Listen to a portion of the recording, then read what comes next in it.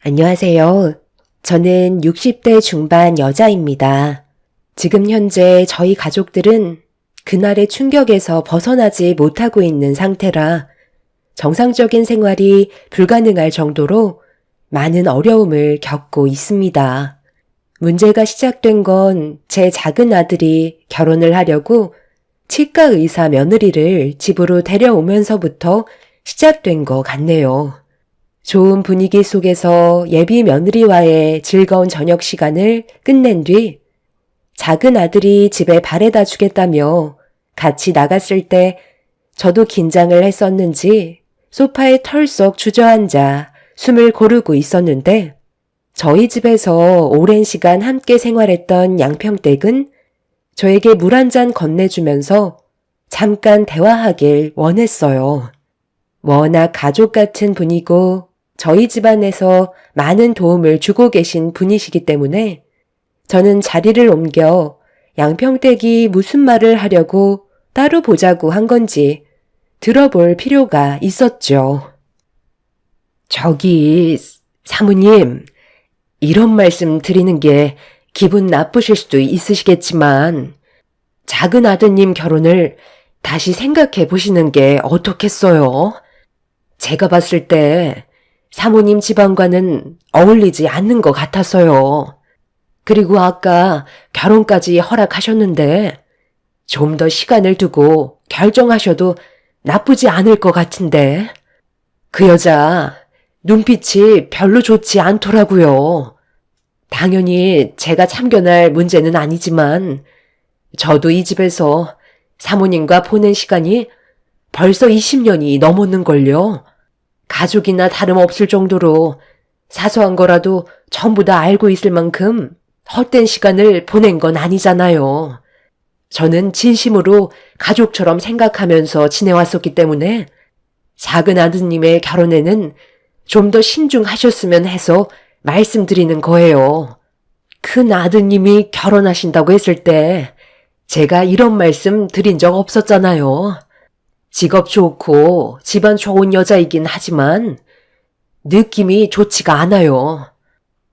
석현 아빠도 예비 며느리가 마음에 든다고 했었고 나도 여러 가지 부면을 봤을 때 바르게 잘한 것 같아 결혼을 허락한 건데 느낌 하나로 판단하기에는 둘의 결혼을 물을 필요는 없을 것 같은데 우리 가족을 걱정해 주는 건 잘 알겠지만 이건 작은 아들의 결정도 크기 때문에 양평댁 말만 듣고 허락한 결혼을 다시 번복하는 건 힘들 것 같네요.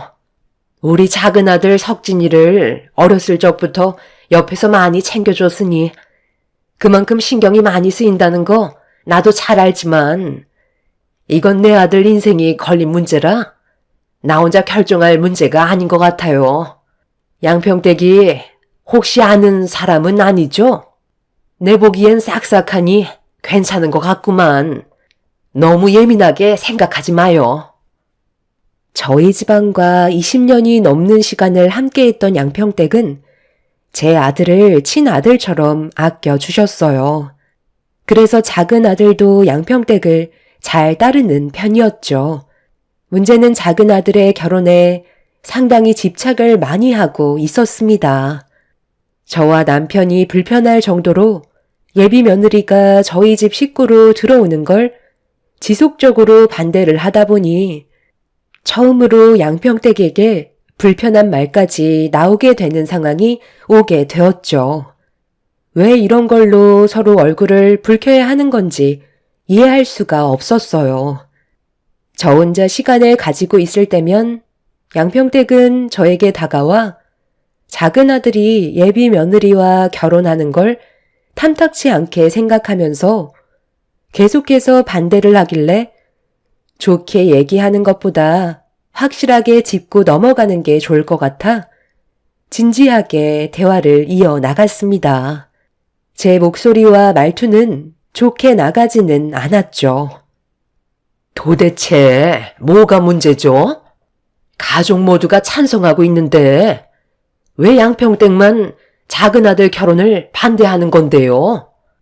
양평댁이 석진이를 친아들처럼 아껴주고 그동안 잘 보살펴 주셨다는 거 나도 모르는 건 아니지만 이건 엄연히 우리 집안 문제인데 계속해서 이런 식으로 간섭하면 같이 생활하는 거 정말 불편해져요.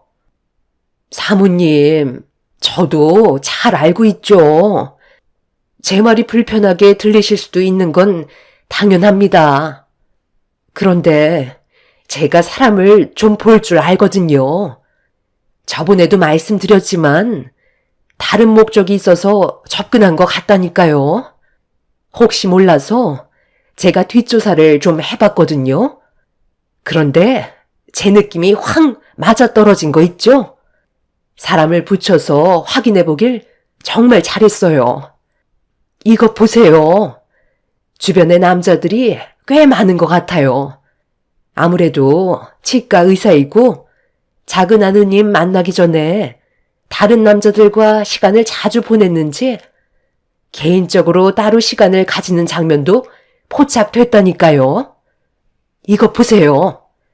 저 여자가 같이 걸어가고 있는 남자한테 슬며시 손을 얹고 있잖아요. 바람기가 확실히 다분한 여자 같아요. 지금 뭐 하는 거예요? 이렇게 몰래 미행하다가 발각되기라도 한다면 되려 큰 문제가 생길 수도 있다는 거 몰라요? 그리고 내가 봤을 때 크게 문제가 될 만한 장면은 없는 것 같은데요? 그냥 걸어가면서 대화 정도는 누구나 주고받을 수 있는 거잖아요. 양평댁, 이건 정말 아니죠. 내가 알아서 할 테니까 양평댁은 이제 양평댁 일 봐요. 이런 거 알아봤다는 걸 석현 아빠가 알기라도 한다면 문제가 커질 수도 있으니까 딱 여기까지만 하는 걸로 해요. 더 이상은 필요 이상의 관심이에요. 정말 마지막으로 말씀드리는 거예요. 사모님, 제가 언제 이렇게까지 말씀드린 적 없었잖아요. 저를 믿고 한 번만 더 진지하게 생각해 주세요. 사람은 겉모습만 보고 판단할 수 없다는 거 잘 아시잖아요. 양평댁은 저 몰래 예비 며느리한테 미행까지 붙여서 개인적인 사생활까지 전부 확인하고 있었어요. 제 앞에 예비 며느리의 사진들을 보여주는데 온몸에 소름이 돋을 정도로 양평댁의 행동들이 무섭게만 느껴지고 있었죠. 제 아들을 친아들처럼 생각해주고 그동안 정말 많은 걸 신경 써줬다지만 이건 확실히 문제가 있어 보여 화를 낼 수밖에 없었어요. 사진 속의 예비 며느리의 모습을 봤을 때 별로 크게 문제가 있는 것도 없어 보였죠. 너무 무섭게 제 아들의 결혼에 대해 집착하는 양평댁의 행동을 이해할 수가 없었습니다. 그래도 제가 한 소리 해서 그런지 한동안 조용한 듯 싶었는데 그건 제 착각이었을 뿐 양평댁은 제 말을 무시한 채 계속해서 예비 며느리의 뒤를 조사하고 있었습니다. 방 안에서 혼자 심각하게 사진을 펼쳐놓고 무서울 정도로 사진을 바라보고 있다가 제가 부르는 소리도 듣지 못할 만큼 사진 속 예비 며느리에게 집중이 되어 있었죠.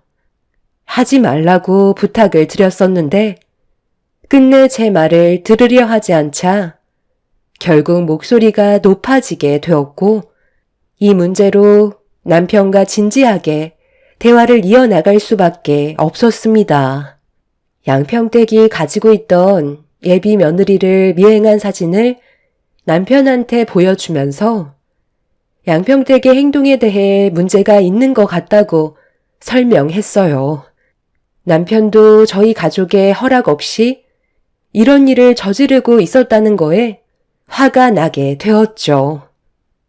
나도 처음에는 좋게 얘기했어. 당연히 내 선에서 해결이 될 줄 알았는데 날이 가면 갈수록 양평댁 행동이 지나칠 정도로 문제가 커지니까 더는 그냥 지켜볼 수는 없겠더라고.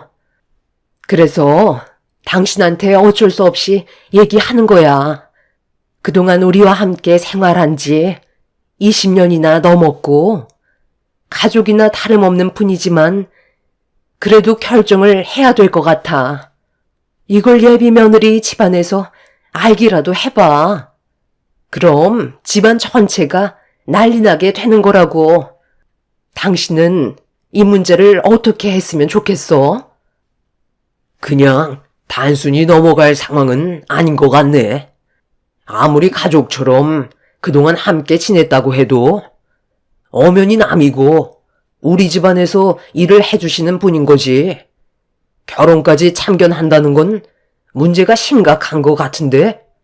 요즘처럼 이 험한 세상에 때묻지 않은 여자가 어디 있어? 그런데 예비 며느리는 가정교육을 잘 받았는지 차마니 예의도 바르고 어른 공경할 줄 알고 석진이를 진심으로 사랑하고 있다는 걸 앞에서 보고 있던 나도 느낄 수 있을 만큼 서로 진지하게 만나왔다는 걸 알 수 있었는데 뭐가 그렇게 마음에 안 든다고 사람을 시켜 미행까지 붙이는 거야? 괜히 더 문제가 커지기 전에 그만 정리를 하는 게 좋을 것 같다. 우리도 마음이 좋진 않지만 석진이 결혼을 위해서라도 우리는 옳은 결정을 내려야 하는 거니까 당신이 좋게 말씀드리고 다른 사람 한번 알아봐. 남편도 예비 며느리를 뒷조사하고 있던 사진을 보더니 예상했던 대로 경악을 했었죠. 결국 저희가 내린 결정은 20년간 함께 있었던 양평댁과의 인연을 정리할 수밖에 없었습니다. 그동안 저희 집에 많은 일들을 해왔던 양평댁이 집에 없으니 무언가 허전했고 집안 관리가 제대로 되지 않아 처음에는 어려움이 상당히 많았었어요. 그래도 감수해야 될 부분들은 어쩔 수 없으니 시간이 걸리더라도 다른 사람을 구할 때까지는 제가 직접 모든 걸 해결할 수밖에 없었습니다. 그런데 양평댁이 그만두게 됐다는 소식을 듣게 된 건지 저희 집에 양평댁 딸이 오래간만에 찾아왔어요. 평소 같으면 반갑게 맞아주겠지만 좋지 않은 일로 인해 그만둘 수밖에 없었기 때문에 저 또한 마음이 좋진 않았습니다. 무슨 일 때문에 온 건지 물어보니 양평댁이 집에서 많이 힘들어하고 있다며 다시 받아달라는 말이었어요.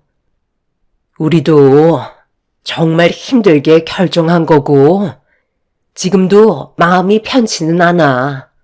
너도 우리 집에서 꽤 오래 지냈었잖아.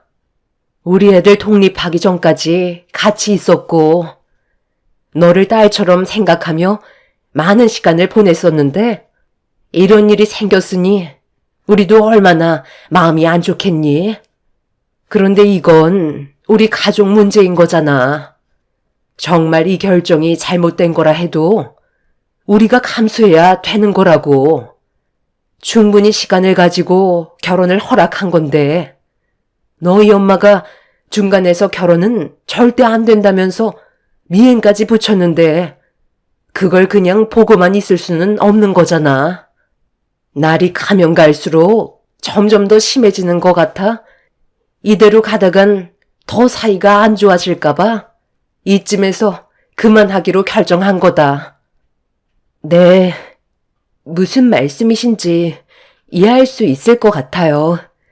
여기 오기 전에 저희 엄마한테 어떤 상황인지 듣긴 했었어요. 제가 봐도 좀 지나친 것 같긴 해요. 아마 저희 엄마는 진짜 가족처럼 생각해서 걱정되는 마음에 그렇게 하셨던 것 같아요. 지금 너무 힘들어하고 계셔서 제가 다시 부탁드리려고 온 거예요. 양평댁이 저희 집에 면접을 보러 왔을 때 옆에는 딸이 하나 있었어요. 삶이 많이 힘들어 보여 남편과 상의한 끝에 저희 집에서 함께 생활하기로 했었죠. 학창 시절을 제 아들과 함께 보냈었기 때문에 저 또한 양평댁 딸을 친딸처럼 생각할 수밖에 없었습니다. 저희 가족 같은 경우 아들만 둘이라 양평댁 딸이 제 눈에 많이 들어왔었고 많은 것들을 신경 써 주었죠. 그렇게 잘 살아오다가 아들들이 독립을 하면서 양평댁 딸도 눈치가 보였는지 같이 독립을 하게 되었습니다. 비록 남이지만 친가족처럼 허물없이 지내온 날들이 한순간에 멀어지게 되니 저 또한 마음이 좋진 않았었습니다. 오죽했으면 저에게 직접 찾아와서 양평댁을 다시 받아달라고 하는지 이해할 수 있었어요. 저희는 한참 동안 대화를 나눈 뒤 시간이 필요할 것 같다고 결론을 지었어요. 곧 있을 아들의 상견례와 결혼식은 끝내고 다시 받아주든지 해야 될 것 같았었죠. 저도 그렇고 남편도 양평댁과의 인연을 너무 쉽게 끊어낸 것 같아 계속 마음이 좋진 않았었거든요. 그렇게 저희는 상견례를 무사히 마치고 작은 아들의 결혼식까지 무사히 치른 뒤 한동안 문제없이 잘 지내고 있었어요. 작은 아들과 며느리도 행복한 신혼생활을 즐기고 있었죠. 그런 모습을 보면서 저와 남편은 옳은 결정을 했다고 생각했었는데 이게 불행의 시작이 될 줄은 꿈에도 몰랐었네요. 가족 모두가 안정적인 삶을 유지하고 있는 것 같아 남편과 상의 끝에 양평댁도 다시 저희 집에 들어왔으면 좋겠다고 전화를 하게 되었죠. 그런데 목소리가 별로 좋지 않길래 무슨 일이 있냐고 물어봤는데 나중에 다시 연락하겠다고 전화를 끊어 버렸습니다. 상당히 안 좋은 목소리로 통화를 했던 터라 느낌이 별로 좋지 않았어요. 그리고 연락이 다시 오기를 기다리게 된 지 일주일쯤 지났을 때 양평댁이 갑자기 저희 집에 찾아왔습니다. 저는 무슨 일이 있었는지 먼저 물어보는 것보다 그동안 마음고생했을 것 같아 밝은 모습으로 반겨줬는데 거실 한편에 걸려있는 작은 아들과 며느리의 사진을 놀란 표정으로 뚫어지게 쳐다보던 양평댁이 무언가 괴로운 모습을 보이면서 저에게 죄송하다는 말을 먼저 꺼내더라고요. 무슨 상황인지 알지 못한 저는 일단 침착하게 대화를 이끌어 나갔죠. 무슨 일 있었어요? 양평댁, 얼굴 안색이 상당히 안 좋은데 나한테 솔직하게 얘기 좀 해봐요. 우리 아들과 며느리가 찍은 웨딩 사진을 보고 지금 상당히 힘들어하고 있잖아요. 내가 결혼식 안 불러서 많이 서운해서 그런 거예요? 우리 입장 이해하죠? 저번 일이 너무 안 좋았었기 때문에 혹시 무슨 일이라도 생길까봐 그래서 부르지 못했었어요. 네, 저도 충분히 이해합니다. 제가 한 행동들은 분명 잘못된 거였으니까요. 그런데 지금 상황이 상당히 좋지가 않아요. 어디서부터 말씀드려야 할지 모르겠지만 저도 최근에 알게 된 사실이라 많이 괴롭습니다.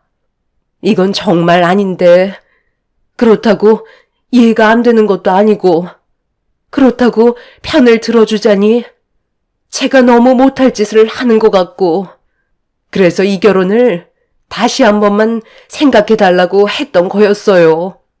기회는 누구에게나 있는 거잖아요. 공평하게 주어져야 되는 게 맞는 거잖아요. 저는 제 딸만 보면 가슴이 미어집니다. 20년의 세월 동안 한쪽만 짝사랑을 해왔으니까요. 제 딸이 작은 아드님을 지금까지 짝사랑하고 있었어요. 그런데 작은 아드님이 갑자기 결혼을 한다는 소식을 듣게 되자 제 딸이 너무 괴로워하더라고요. 당연히 짝사랑이니까 작은 아드님은 이런 사실을 전혀 모르고 있을 줄 알았어요. 그런데 알고 보니 그게 아니었더라고요.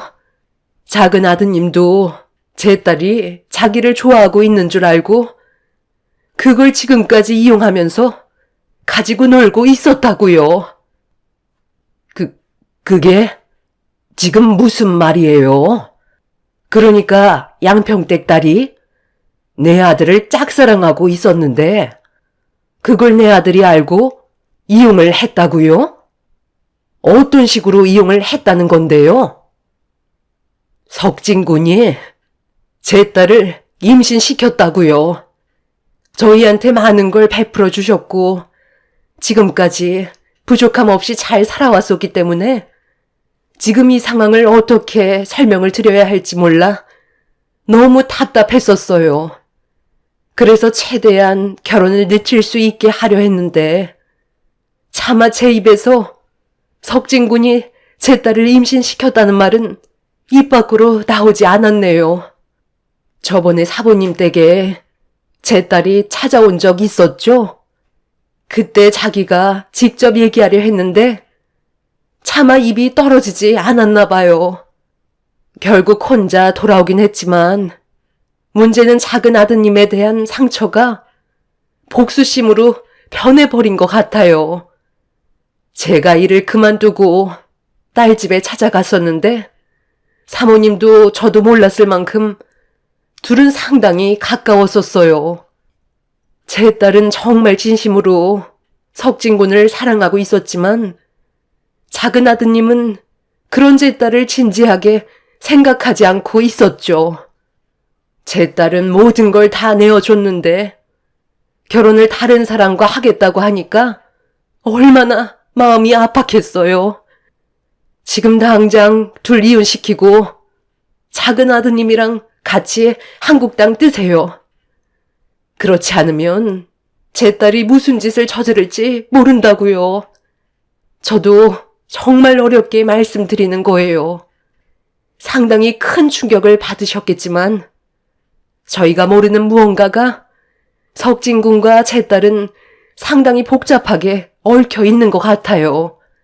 최대한 빨리 서두르지 않으면 더 큰 피해가 찾아올지 몰라요. 제 딸은 지금 누구도 막을 수가 없어요. 저는 너무 놀라 급하게 작은 아들한테 전화를 걸었지만 제 전화를 받지 않았어요. 양평댁의 말을 믿을 수가 없어 상당히 혼란스러운 상황 속에 제가 할 수 있는 건 아들한테 모든 걸 직접 들어야만 했어요. 양평댁은 자기 딸을 찾으러 가겠다며 눈물을 흘리면서 저희 집을 나갔습니다. 제 아들이 양평댁의 딸을 사랑한 것도 아니고 짝사랑해서 그걸 이용했다는 말을 도저히 믿을 수가 없었어요. 제가 그동안 살면서 봐왔던 아들의 모습은 항상 조용하고 부모의 말을 잘 따르는 그런 아들이었는데 제가 모르는 가면을 쓰고 있었다는 거에 엄청난 충격으로 다가왔었죠. 한참 동안 전화통화를 시도하자 겨우 아들과 연락이 닿을 수 있었고 어디냐고 물어보는 말에 퇴근하고 집에 들어가려 한다는 말에 당장 튀어오라고 소리를 질렀습니다.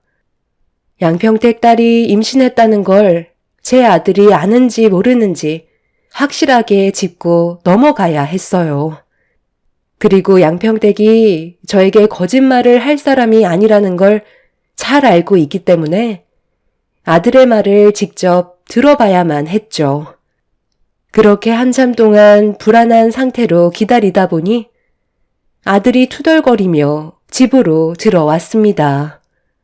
며느리와 약속이 잡혀 있는 상태라 빨리 들어가 봐야 한다며 용건만 간단히 해달라는 말에 저는 양평댁 딸과 어떤 관계냐고 바로 본론으로 들어갔어요. 저는 이미 이성을 거의 반쯤 잃어버린 상태였죠. 갑자기 걔 얘기가 뜬금없이 왜 나오는 거예요? 그냥 오빠 동생 관계잖아요. 지금 그거 물어보려고 바쁜 저를 부른 거예요? 그런 건 통화로 할 수도 있잖아요. 너 똑바로 대답 안 해? 지금 네가 무슨 짓을 저질렀는지 내가 전부 다 알고 들었는데 어디서 모르는 척 발뺌을 하는 거야? 너 어디까지 알고 있어? 바른 대로 대답 안 해? 나한테 거짓말하면 엄마랑도 인연 끊고 사는 거야. 알겠어? 양평댁 딸이랑 어디까지 간 거니? 좀 전에 양평댁이 우리 집에 와서 오열까지 했었다고. 아, 그럼 대충 들었겠네요. 엄마도 잘 알고 있잖아요. 어렸을 적부터 저 좋다고 따라다녔었던 거 몰라요? 그래서 좀 놀아준 것 뿐이에요. 그게 뭐 잘못됐어요? 그래서 임신까지 시킨 거야? 너 걔가 임신한 거 알고 있었어? 모르고 있었어? 확실하게 대답해. 너는 지금 상황이 웃기니? 웃음이 나와? 뱃속에 있는 아이가 제 아이인지 아닌지 그건 모르는 거잖아요. 임신한 건 이미 알고 있었죠. 걔가 먼저 나한테 접근한 걸 왜 저한테 뭐라고 하세요? 저는 지금의 가정에 최선을 다하고 있다고요. 걔 인생은 원래 그런 거니 그냥 그렇게 살라고 내버려 둬요. 가진 것 없는 사람들 걷어들여줬으면 감사하게 생각해야죠. 저는 처음 본 아들의 모습에 너무 놀라 저도 모르게 뺨에 손을 올려 붙였습니다. 양평댁의 말이 전부 다 사실이었고 저 혼자 모든 걸 처리하기에는 이미 판이 커져버린 상태였어요. 무책임한 아들의 행동 때문에 집안은 무너지기 시작하고 있었죠. 결국 남편까지 이 사실을 알게 되었고 저는 다시 양평댁한테 전화를 걸었지만 이미 핸드폰의 전원이 꺼져 있었어요. 남편은 그날 작은 아들을 가만두지 않겠다며 난리를 쳐대며 분노를 하게 되었고 작은 아들은 자기가 뭘 잘못했는지 전혀 알지 못하고 있었습니다. 양평댁의 말을 더 이상 들을 필요도 없었어요. 작은 아들이 저지른 행동은 이미 충분히 잘못한 거였고 돌이킬 수 없는 결과였으니까요. 남편은 결국 사돈어른께 전화를 해서 저희 집안에 문제가 있다는 걸 얘기한 뒤 상황을 정리해 나가고 있었습니다. 작은 아들은 절대 이혼하지 않을 거라고 난리를 치자 남편은 결국 아들의 얼굴에 손을 올렸고 동네가 떠나갈 정도로 분노를 터뜨리고 말았어요. 네가 지금 제정신이야? 일을 이 지경으로 만들어 놓고 이혼을 안 하겠다고? 미진이 걔가 혼자서 얼마나 힘들었을지 단 한 번이라도 생각을 했었다면 이 문제를 모른 척하고 지나가지 않았을 거다. 임신을 시켰으면 네가 끝까지 책임을 져야지.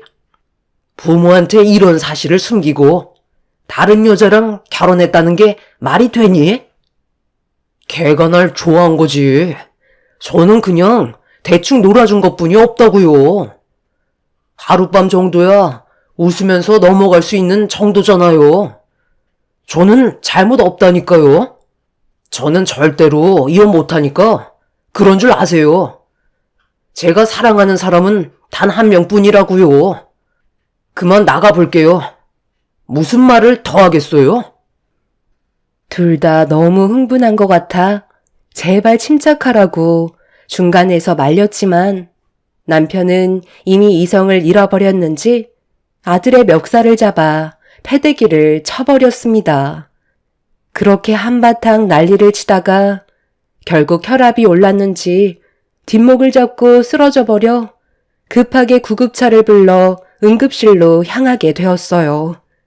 남편은 뇌출혈로 수술을 받아야만 했고 이 소식을 듣게 된 큰아들 석현이네는 해외에서 근무를 하다가 급하게 한국으로 귀국했어요. 그리고 작은 아들이 충격적인 행동을 저질렀다는 거에 역시나 분노를 감추지 못했었죠. 남편은 다행히도 큰 문제는 면할 수 있었지만 그날 이후 병원에서 장시간 치료를 받아야만 했고 작은 아들은 결국 이혼을 하고 말았습니다. 저희는 100번 고개를 숙이며 죄송하다는 말과 함께 위자료를 물어줄 수밖에 없었어요. 작은 아들은 본인이 뭘 잘못했는지 끝까지 인정하지 않고 자기 멋대로 살기 시작했어요. 더 이상 가면 쓴 얼굴을 보여줄 필요가 없다고 생각했는지 제어가 되지 않는 모습을 보여주고 있었죠. 양평댁은 제 전화를 끝내 받지 않았고 결국 그 상태로 시간은 계속해서 흘러갔어요. 작은 아들이 양평댁 딸이 살고 있던 집 주소를 알려줬지만 이미 다른 곳으로 이사를 했는지 그곳에는 인기척도 없었습니다. 저번에 찾아왔을 때 옷으로 배를 가리고 있었고 들어오라고 해도 들어오지 않아 어쩔 수 없이 현관문 앞에서만 대화를 했었는데 이미 양평택 딸은 만삭인 것 같아 보였습니다. 그렇게 한 달의 시간이 지나고 정상적인 삶을 살아가지 못하고 있는 상황이 계속해서 이어져 가고 있었는데 그토록 기다리던 양평댁과 연락이 닿을 수 있었습니다.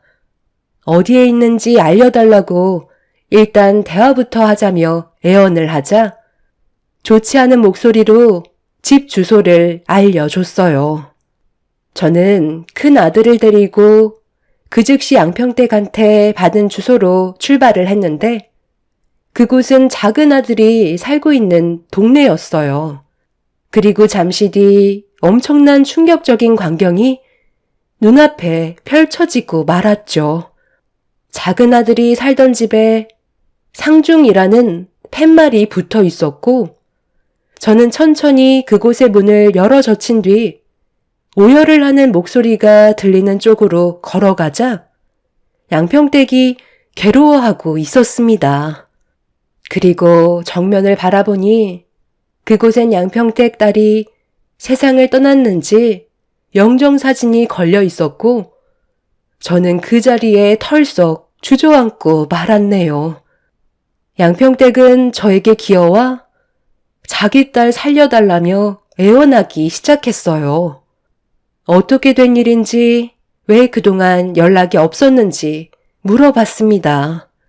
충분히 좋게 해결할 수 있는 문제였는데 이렇게까지 안 좋은 상황으로 만들었는지 이해할 수가 없었어요. 알고 보니 작은 아들이 살고 있던 집은 양평댁 딸과 서로 상당히 많은 추억을 만들었던 공간이었고 양평댁 딸은 제 아들을 진심으로 사랑했었지만 작은 아들은 다른 여자와 눈이 맞아 양평댁 딸과 그만 만나자고 헤어짐을 통보한 상태였어요.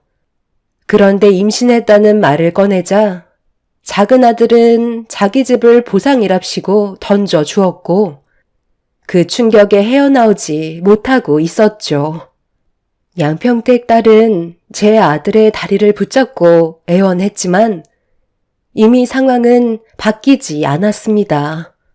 저희는 그런 사실을 모른 채 결혼을 강행하려 했던 거고 양평댁 딸은 저희 집에 왔다가 차마 임신을 했다는 말을 꺼내지 못한 채 잠적을 해버린 상태였죠.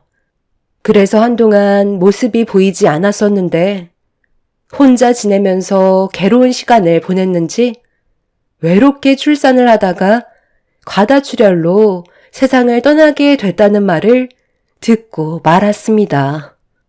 양평댁도 저희 가족에게 신세를 졌던 게 너무 많았었는데 이런 상황들을 설명해야 된다는 게 너무 마음이 좋지 않아 일단 시간을 벌려고 결혼을 미루게 하려고 했었지만 생각처럼 모든 일들이 쉽게 풀리지 않게 되었던 거죠. 태어난 아이는 산부인과에서 보호를 받고 있는 중이었고, 뒤늦게 찾아온 작은 아들은 얼마나 심각한 상황인지 알면서 갈 듯해서 가게 된 거라며 집값 떨어진다고 모든 걸 던지고 부수기 시작했어요. 저는 도저히 작은 아들의 행동을 참고 넘어갈 수가 없을 것 같아 멱살을 잡고 난리를 치고 말았네요. 한바탕 작은 아들과 난리를 치다가 저를 뿌리치며 밖으로 뛰쳐나간 아들은 2번 다시 돌아오지 않았습니다. 저는 양평댁한테 정말 미안하다며 고개를 숙였고 장례까지 전부 다 치러준 다음 아이를 저희가 돌보는 걸로 해결을 보게 되었어요. 개차반 같은 아들 때문에 이런 비통한 일들이 펼쳐져서 너무 힘들었었는데 얼마 전에 충격적인 사건이 터지고 말았습니다. 평소에 민물 낚시를 즐겨하던 아들이 저희와 연락을 끊고 지냈었는데 아들의 차가 저수지에 빠졌는지 세상을 떠난 상태로 발견됐다는 충격적인 소식을 듣게 되었어요. 자기가 저지른 죄에 대해 벌을 받은 건지 아니면 죄책감에 운전 미숙으로 저수지에 빠지게 된 건지 모르겠지만 아들은 결국 저희 곁으로 돌아올 수 없었습니다. 지금 현재 양평댁은 저희와 연락이 되지 않는 상태입니다. 아이만 저희한테 넘겨주고 자취를 감춘 상태죠. 하루라도 빨리 찾고 싶지만 그것 또한 쉽지 않네요. 앞으로 저희 가족이 어떻게 살면 좋을까요? 아들의 장례를 마친 지 아직 한 달이 되지 않아 정신적으로 많이 힘든 상태입니다. 이런 일들이 저희 가족에게 일어났다는 게 믿기지가 않네요. 제 사연 들어주셔서 감사합니다. 안녕하세요. 저는 평택에 살고 있는 40대 초반 여자입니다. 본성이란 단어의 의미는 본래부터 타고난 성질, 즉 천성을 의미한다고 합니다. 사람의 악함이 이렇게까지 잔인할 수 있을 거라곤 전혀 상상하지 못했는데 이번에 시숙과 형님의 행동은 입을 다물지 못할 정도로 저에게 충격을 안겨주었죠. 남편과 결혼을 하고 시숙의 존재에 대해 얘기는 들었었지만 단 한 번도 얼굴을 본 적이 없었어요. 제가 시댁 집안의 며느리가 되기 전에 폭풍이 한 번 지나간 적이 있었고 그 때문에 인연을 끊은 채 지내왔었는데 남편과 결혼 10년 차가 되던 어느 날 시모에게 전화 한 통이 오게 되었고 저희 부부는 급하게 시댁으로 향하게 되었죠. 그리고 시부모님과 남편의 굳어버린 얼굴은 시댁 집안에 또다시 엄청난 폭풍이 다가오고 있다는 걸 알 수 있었습니다. 시숙과 형님은 10년 동안 시부모님의 며느리로 생활하고 있던 저를 경계하듯 바라보고 있었습니다. 그리고 모두가 아무 말 하지 않고 침묵만 지키고 있던 도중 시숙이 먼저 입을 열었고 심각한 대화가 시작되었죠. 이게 얼마만이야? 한 15년 정도 된 것 같은데? 그동안 잘 지냈어요? 장윤이 너는 때깔이 많이 좋아졌네. 그 사이 이쁜 색시까지 얻은 거야? 재수씨, 앞으로 얼굴 자주 볼 텐데 너무 굳어있는 거 아니에요? 인상 좀 펴요. 장윤이 네가 내 얘기 했구나? 너희들 여기가 어디라고 온 거야? 2번 다시 얼굴 안 보고 살기로 해놓고 왜 갑자기 나타난 건데? 꼴 보기 싫으니까 당장 나가라. 어머님, 저희 15년 만에 왔어요. 오랜 세월이 흐른 만큼 이제 잘 좀 지내보려고 찾아온 거라고요. 가족은 원래 싸우다가도 화해하고 그런 거죠. 갈 데 없어서 왔는데 내치실 건 아니죠? 이 사람도 어머님이랑 그렇게 되고 나서 하루도 편하게 살아갔던 적 없었다고요. 결국 사업에 실패했지만 그래도 그만큼 경험을 얻었으니 다음에는 무조건 성공할 수 있는 바탕을 만들었어요. 지금은 잠시 숨을 돌리기 위해 온 건데 무조건 내치려 하시는 건 너무하다고 생각해요. 그래서 지금 너희들을 받아달라는 거야? 그 난리를 쳐놓고 이제 와서 뭐가 바뀔 것 같은데? 우리가 받은 상처는 그때나 지금이나 조금의 변화도 없이 상처로 남아있는데 너는 벌써 아무렇지도 않은 거냐? 장현이는 아직까지도 고통에 시달린다고? 그러니까 좋게 얘기했을 때 입금해 주셨으면 그런 일도 없었잖아요. 큰아들이 사업 좀 한다는 게 그게 그렇게 마음에 안 들었어요? 15년 만에 나타난 시숙은 제가 남편과 결혼하기 전에 돈 문제로 집안 싸움이 꽤 크게 벌어졌던 적이 있었어요.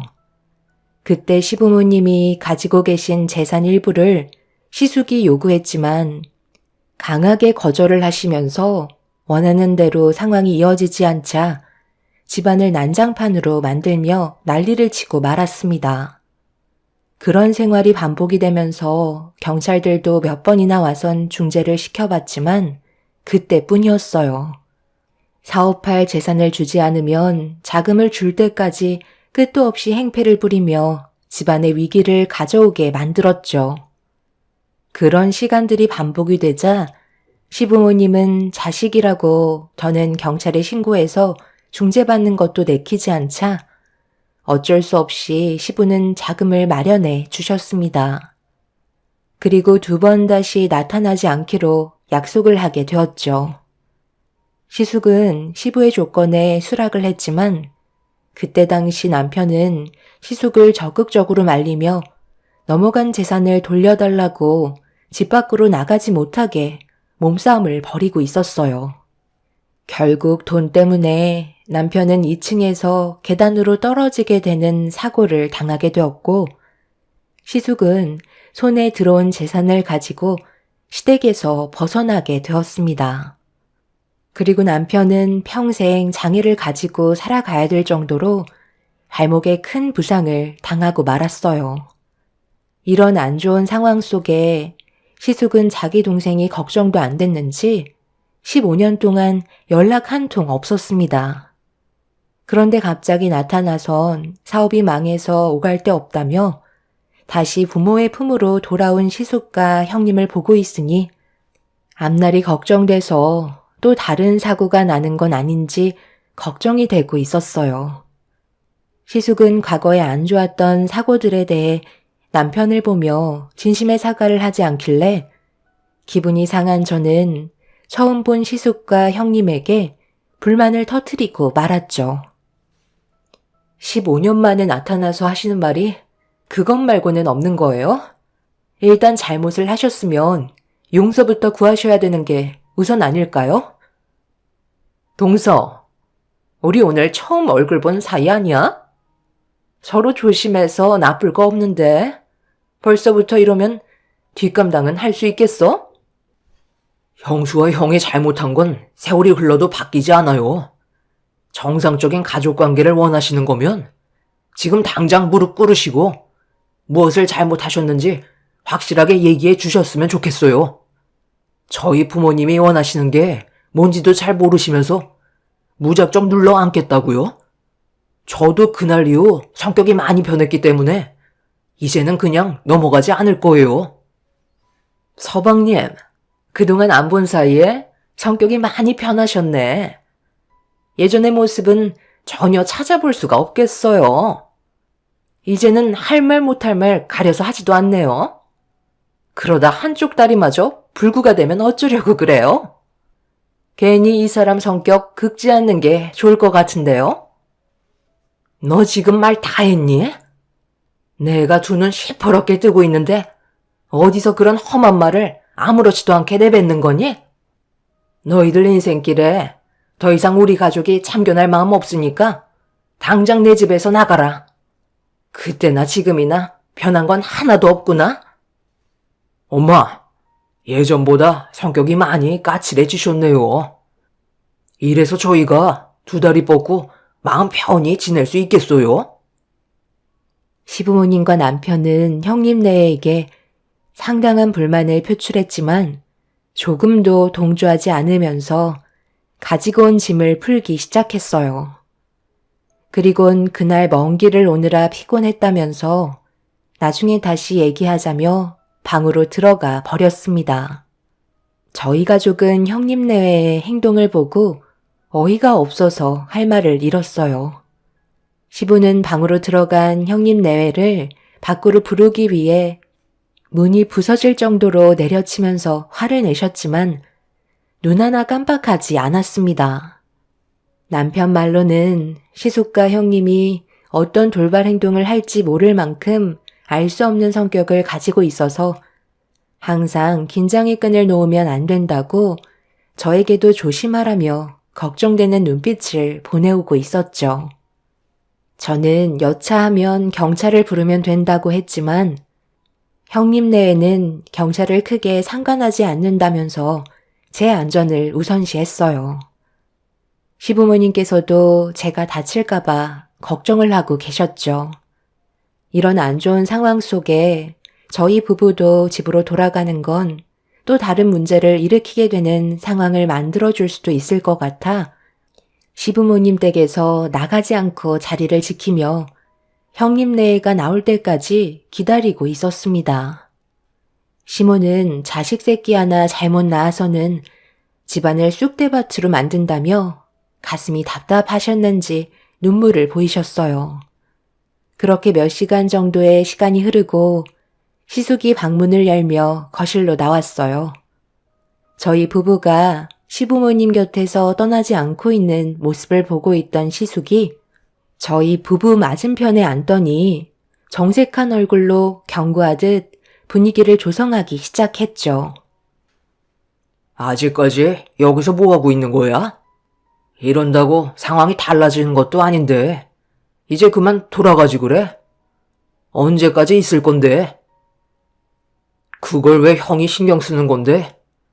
내가 부모님 집에 있겠다는데 불만이라도 있는 건 아니지? 형은 언제 이 집에서 나갈 거야? 내가 부모님 집에 있겠다잖아. 문제가 해결되면 자연스럽게 사라져 줄 테니까 걱정 마. 나는 뭐 노인네 냄새나는 이 집구석에 처박혀 있고 싶겠어? 쓸데없이 분위기 험악하게 만들지 말고 이제 그만 집으로 돌아가라. 너한테 줄 돈 없으니까 문제를 해결하겠다는 생각 말고 내 집에서 나가라니까 몇 번이나 말을 해야 알아듣는 거야? 엄마, 저 당분간 아무 생각 없이 쉬고 싶어요. 그동안 너무 힘들게 살아와서 편하게 있고 싶으니까 이제 그만 좀 하세요. 시숙은 싸우기 싫다며 대화를 이어나가다가 다시 방으로 들어갔어요. 이런 분위기 속에 시부모님께서는 다음날 출근도 해야 되고 친정에 있는 애들도 데려와야 하기 때문에 형님 내외 때문에 저희 부부의 일정을 망치지 말라며 집으로 돌아가도 된다고 저희를 돌려보내셨어요. 남편은 끝까지 자리를 지키겠다고 얘기했지만 시모가 좋은 방법은 아닌 것 같다고 문제가 생기면 연락 주겠다며 저희를 안심시켜 주려 하셨어요. 시부도 시모와 같은 의견을 보이시길래 어쩔 수 없이 일단 집으로 돌아오게 되었죠. 하지만 집에 와서도 불안해하는 남편을 보고 있으니 저도 편하게 쉴 수가 없겠더라고요. 남편은 다음날 다시 가봐야 할 것 같다며 저에게 의견을 제시하자 한치의 망설임도 없이 남편의 말에 따랐습니다. 그렇게 다음날 모든 일정을 마치고 또 다시 시댁으로 향하려 하는데 시모에게 연락이 왔어요. 저희가 쉬지도 못하고 올까봐 걱정하셨죠. 남편은 형님 내외가 어떤 식으로 행동을 하는지 여쭤보며 어떻게 돌아가고 있는지 상황을 파악하고 있었어요. 시모는 형님 내외가 아무런 액션도 하지 않고 조용하게 지낸다며 밥 먹는 시간 외에는 방에서 나오지 않는다고 설명해 주었습니다.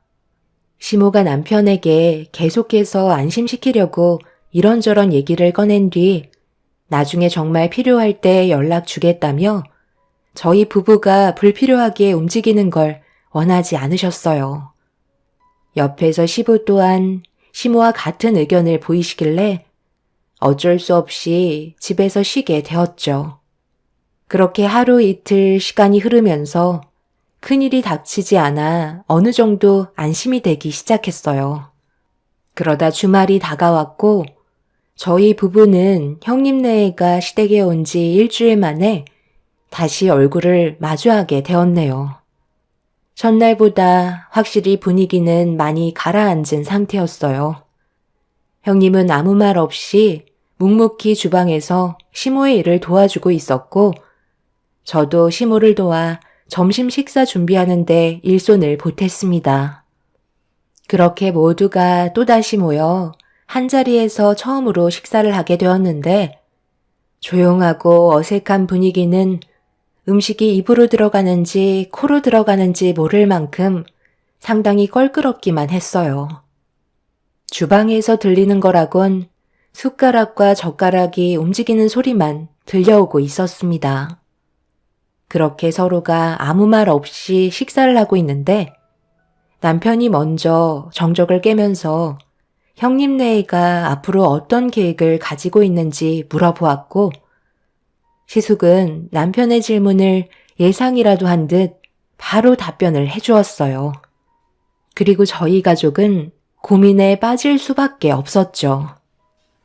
아버지, 15년 동안 인연 끄는 자식이 무턱대고 찾아와서 아무런 계획 없이 신세만 지려고 찾아왔겠어요? 다들 어느 정도 진정이 됐으니까 하는 얘긴데 당분간은 푹 쉬고 싶어요. 재충전의 시간을 가진 뒤 계획했던 대로 다시 새로운 사업을 진행하려고요. 저번에도 설명드렸지만 그동안 운영했던 사업이 무너지게 되었거든요. 힘들게 달려왔던 만큼 일단 머릿속을 정리하고 싶은데 마땅한 곳도 없어서 아버지 집으로 찾아온 거예요. 오랫동안 머물 생각도 없으니까 이제 그만들 좀 얼굴 붉히세요. 저도 그때 당시 동생의 사고는 지금도 생각하면 괴로울 정도로 마음이 많이 안 좋아요. 이제 와서 하는 얘기지만 그때 너를 일부러 넘어뜨리려고 했던 건 아니야. 하지만 모두가 단 한 번도 내 편이 되어주지 않았다는 게 너무 서운해서 나도 모르게 그 감정이 동생에게 표출이 되었던 것 뿐이에요. 아버지, 어머니, 저도 자식이잖아요. 제발 한 번은 받아주세요. 네가 그동안 나한테 가져간 돈이 얼마냐? 매번 이거 한다 저거 한다 해놓고 지원해주면 잠깐 하다가 결국 폐업하고 그런 일이 수도 없이 반복하면서 살아왔었는데 당연히 내 입장에선 끈기 없는 너의 모습을 보고 지원해주고 싶었겠어? 땅 파면 돈이 나오는 것도 아니고 계속되는 적자에 나도 포기를 하게 된 거라고. 당연히 자식을 끝까지 믿어주는 게 부모라지만 너는 하나를 시작해도 끝을 보는 게 아니라 중간에 이것저것 마음에 들지 않는다고 무책임한 행동을 보였잖아. 그러니 내 입장에서 얼마나 속 터지겠어? 그래서 지원해주지 않겠다고 했더니 결국 집안을 난장판으로 만든 것도 모자라 내 재산 가져가 놓고 하나밖에 없는 너 동생까지 다리를 저 지경으로 만들어 놨었잖아. 그런데 15년이 흘렀다고 아픔이 사라지는 것도 아닌데 한 번만 봐달라고? 용서를 구하려면 진작에 왔어야지. 상처의 골이 끝도 안 보일 정도로 깊어졌는데 이제 와서 우리가 좋은 반응을 한다는 게 더 이상하지 않니? 무슨 계획과 생각으로 내 집에 다시 왔는지 모르겠지만 더는 우리 집에 머물지 않았으면 좋겠다. 그게 내가 원하는 거고 우리 가족의 결정이다. 아무리 내 자식이라지만 이건 용서가 안 된다. 아버지, 어머니, 그리고 동생아, 내가 이렇게 무릎 꿇을게. 아무리 미워도 돌아서면 가족이라는 말이 있잖아. 우리도 좋은 관계를 유지할 수 있을 거야. 방법이 없진 않을 거라고. 그러니 딱 한 번만 나한테 기회를 주세요. 내가 잘한다니까. 시숙은 눈물을 보이면서 그동안 정말 많이 힘들었다고 괴로워하고 있었어요. 사업이 망해서 갈 곳이 없다면서 도움을 받고 싶어 하는 형님 내외는 시부모님의 마음을 사기 위해 결국 눈물까지 쏟아내고 말았네요. 그런 상황 속에 부모라는 게 자식이 눈물을 보이고 있으니 마음이 아픈지 안색이 안 좋으셨어요. 피를 나눈 사이는 눈물로 호소하면서 용서를 구하면 남이 아니기 때문에 흔들리는 마음은 어쩔 수 없는 것 같았습니다. 결국 남편도 더는 아무 말도 하지 않았어요.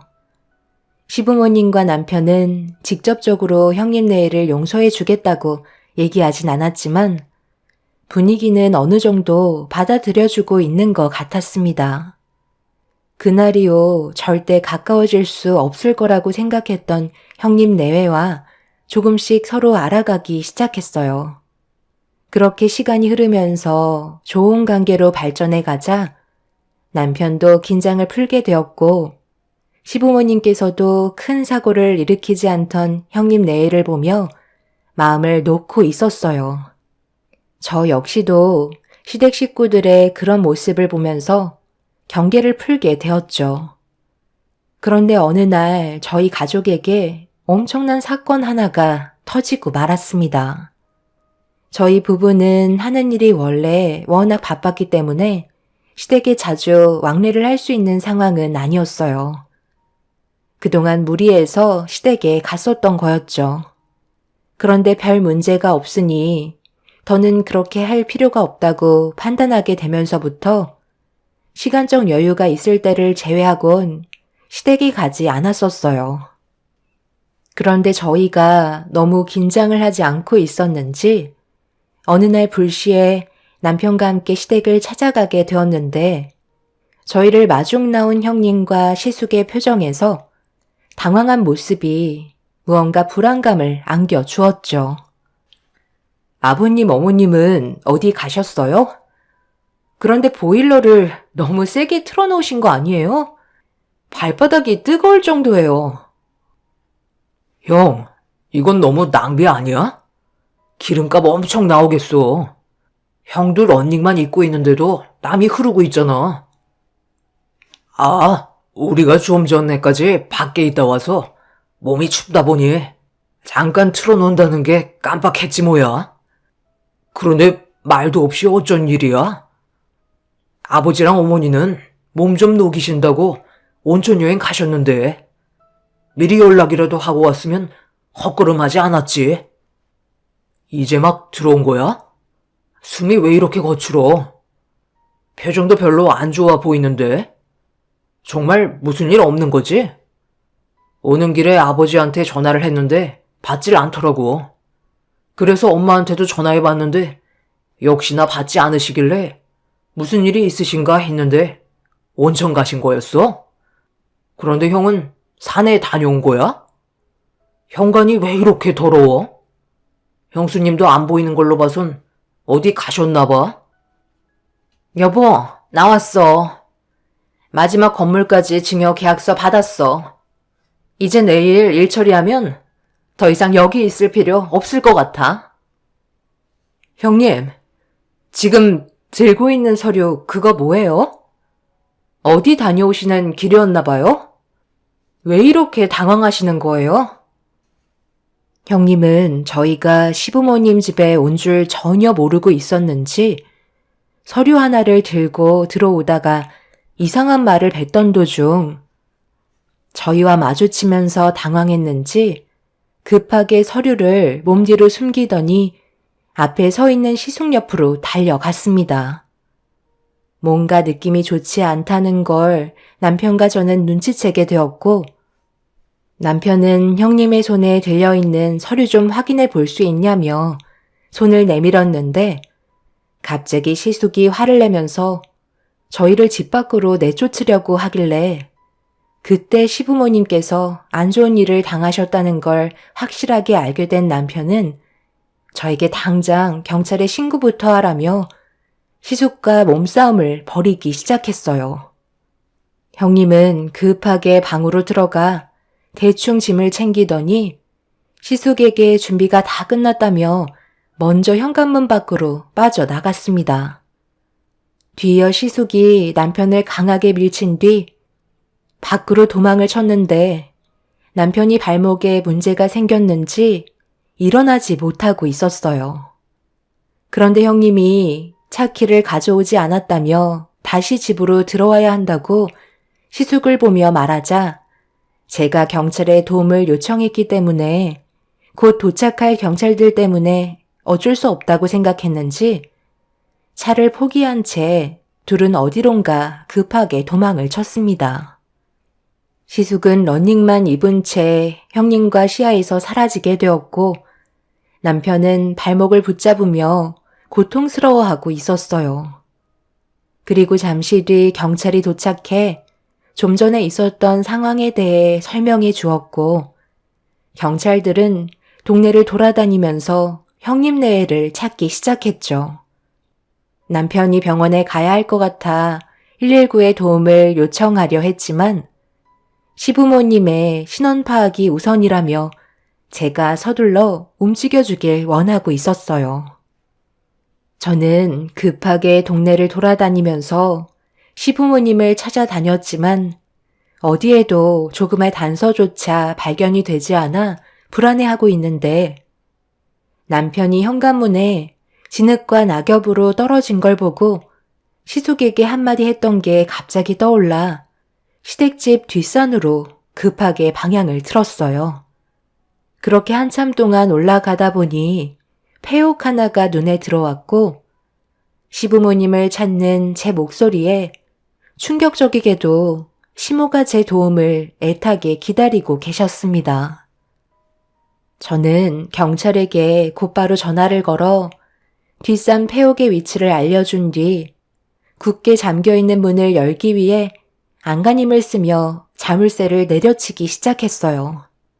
잠시 뒤 경찰분들이 올라와 자물쇠를 주변의 도구로 물리적인 힘을 가해 강제로 열었고 시부모님은 구출이 될 수 있었어요. 그런데 폐옥 자체가 워낙 냉골집이라 꽤 장시간 방치되어 있으셨는지 시부의 건강 상태가 안 좋아 보이셨어요. 결국 119의 도움으로 시부모님께서는 응급실로 실려가셨고 형님네는 어디로 갔는지 자취를 감춘 채 모습을 드러내지 않았습니다.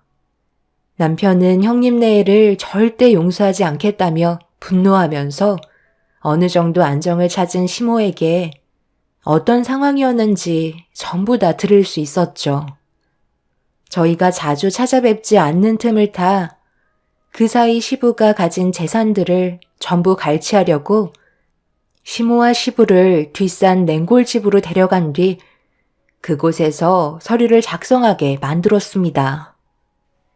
시부는 폐가 좋지 않아 냉골집에 오랜 시간 방치가 되면 문제가 심각해지기 때문에 그걸 시숙이 이용한 거였고 시부의 몸이 안 좋아지자 어쩔 수 없이 시숙이 하라는 대로 움직일 수밖에 없었다며 깨어나지 못하고 계신 시부를 바라보면서 괴로워하고 계셨습니다. 이런 사실을 경찰들에게 전부 다 알려줬기 때문에 시부모님의 재산을 다 빼먹은 형님네가 잡히는 건 시간 문제였어요. 그런데 며칠이 지나도 조금의 흔적도 찾을 수 없었다는 거에 경찰들도 당황하고 있었습니다. 주변 CCTV에도 잡히지 않아 하늘로 솟지 않는 이상 단서가 나와야 하는데 하나도 발견하지 못했다는 거에 경찰들도 난처해하고 있었는데 다음날 담당 경찰에게 전화가 와서 받는 순간 경악을 하고 말았습니다. 남편과 함께 현장을 찾아가니 시숙가 형님이 충격적이게도 다른 집에 몰래 들어가 냉동고인 줄도 모르고 몸을 숨기고 있었는데 안에서 문을 열 수 있는 손잡이가 고장이 나서 밖에서 열어주지 않으면 나을 수 없는 구조로 되어 있었고 하필 그 집 주인은 외출을 한 상태라 이 사실을 뒤늦게서야 알게 된 거였어요. 형님네는 냉동고에서 저체온증으로 점점 몸이 굳어지며 움직이지 못하다가 결국 그 안에서 세상을 떠나게 되는 충격적인 상황을 겪고 말았습니다. 손에는 부동산 증여 서류를 꽉 쥐고 있는 형님의 모습은 정말 할 말을 잃게 만들었어요. 그런데 형님네가 세상을 떠난 뒤 알게 된 또 다른 충격적인 사실은 시숙이 운영하고 있던 사업이 분명 망했다고 들었었는데 알고 보니 아무 문제 없이 원활하게 운영이 되고 있었고 회사 직원들의 말로는 사업 확장을 이번에 크게 하려고 준비하고 있었는데 자금이 많이 모자라 방법을 찾다가 결국 15년 만에 시부모님께 모습을 나타낸 거였어요. 지나친 욕심이 결국 화를 불러일으키게 되는 충격적인 사건이었죠. 시부는 다행히 건강을 되찾으셨고 정상적인 생활이 가능해졌지만 마음이 많이 안 좋아 보였어요. 시부가 폐옥 냉골방에 갇히게 될 당시 시숙에게 한마디 하셨다네요.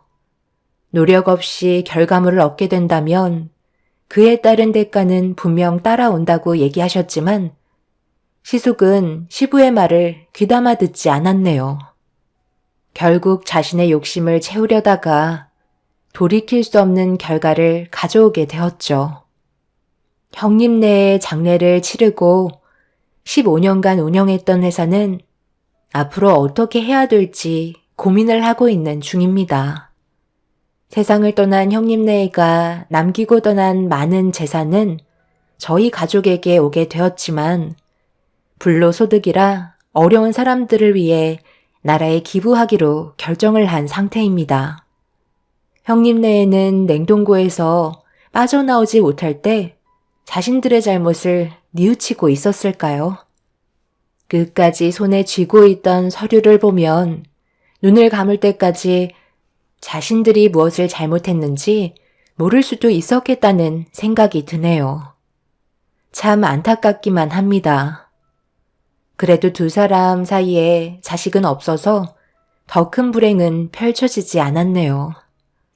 앞으로 저희 가족의 삶에도 많은 변화가 찾아오겠지만 언제나 서로를 의지하고 더욱더 끈끈하게 지냈으면 하는 바람입니다. 제 사연을 들어주신 여러분들께서도 언제나 행복하시고 돈보다 가족을 먼저 챙기시길 바랍니다. 감사합니다. 안녕하세요. 저는 딸 하나 키우고 있는 40대 초반 여자입니다.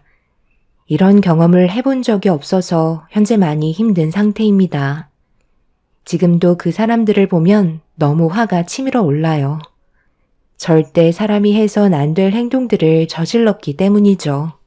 항상 저에게 많은 사랑을 줬던 남편이 제가 딸을 출산하고 나서부터 달라진 모습을 느끼게 되었어요. 저와 함께하는 시간보다 밖에서 보내는 시간이 많았었죠. 그런 부분들이 서운하게 다가와 몇 번 얘기를 한 적이 있었어요. 회사 생활 제가 모르는 것도 아니고 어떻게 돌아가는지 전부 다 알기 때문에 집에 들어오는 시간까지 파악하고 있는데 집으로 곧장 들어오지 않고 꽤 늦은 저녁이 돼서야 눈치 보며 들어오곤 했었죠. 왜 이렇게 늦었냐고 물어보면 회사 사람들과 술 한잔 걸쳤다고 변명하지만 평상시에 느꼈던 모습과는 많이 달랐습니다. 이런 일들이 계속해서 반복이 되니 좋은 말이 나가지 않았어요. 그래서 분유 먹고 자고 있는 딸을 확인하고 남편과 진지하게 대화를 이어나가기 시작했습니다. 결혼을 하고 아이가 태어났는데 가정보다 회사 사람들이 더 우선인 것 같아 이런 점들이 마음에 안 들었어요. 반대로 남편은 자기를 이해해주지 못한다면서 오히려 큰 소리치며 저한테 화를 냈습니다. 회사 생활 안 해본 사람처럼 얘기하면 어쩌자는 거야? 나는 뭐 이런 생활이 좋아서 늦은 시간까지 밖에 있다가 온 줄 알아? 당신이 그런 거 조절할 수 있는 위치잖아. 내가 봤을 때 그건 핑계 같은데?